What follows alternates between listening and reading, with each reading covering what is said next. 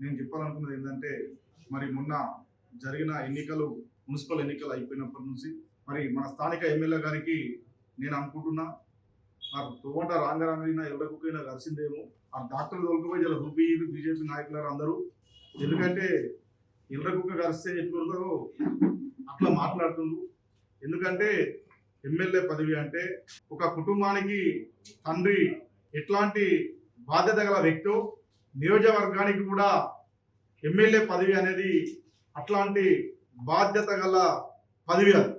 కానీ తను మాట్లాడే పదాలు మాట్లాడేటువంటి దుర్భాషలాట ఎట్లుందంటే చిన్న స్థాయి కార్యకర్త కూడా మాట్లాడాల.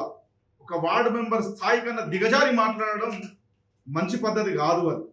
ఎందుకంటే నీ అదృష్టం మంచిగా ఉంది, గెలిచినవు.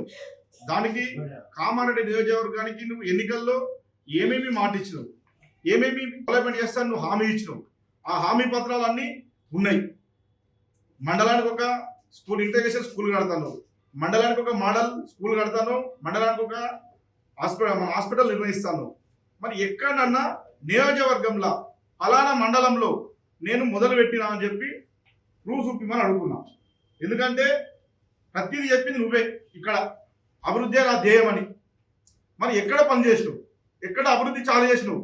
ఇక్కడ ఇచ్చినటువంటి మేనిఫెస్టోలో ఎన్ని పనులు కార్యక్రమాలు ప్రారంభమైనవి ఉన్నా ఏమన్నా? మీకు 26 నెలలు అవుతుంది ప్రభుత్వం ఏర్పడి, నువ్వు గెలిచి ఎలక్సిటీనా డెవలప్మెంట్ అని అంటున్నావు. పెద్ద నాయకులు లెక్క మాట్లాడుతున్నావు, నువ్వు బుద్ధిమంతులు లెక్క మాట్లాడుతున్నావు. మరి ఎన్ని నియోజకవర్గంలో ఎన్ని ఇండస్ట్రీలు తీసుకొచ్చినావు, ఎంతమంది యువతకు ఉపాధి కల్పించినావు, ఎంతవరకు డెవలప్మెంట్ చేసినావు? రా చర్చ కూర్చున్నావు ఎక్కడంటే అక్కడ. ఇదేనా మాట్లాడే పదం? స్థాయికి మించి స్థాయికి దిగజారిపోయి మాట్లాడమా? ఖబర్దార్ ఎమ్మెల్యే గారు, మా నాయకుడు షబ్బీర్ అలీ గారి జోలికి వస్తే మేము మాత్రం ఊరుకోం. నీకు దమ్ము ధైర్యం ఉంటే ఈ రోజు ఎమ్మెల్యే పదవికి రాజీనామా చేయి. ఇవాళ మా నాయకుడు నిలబడతావు, నువ్వు నిలబడు.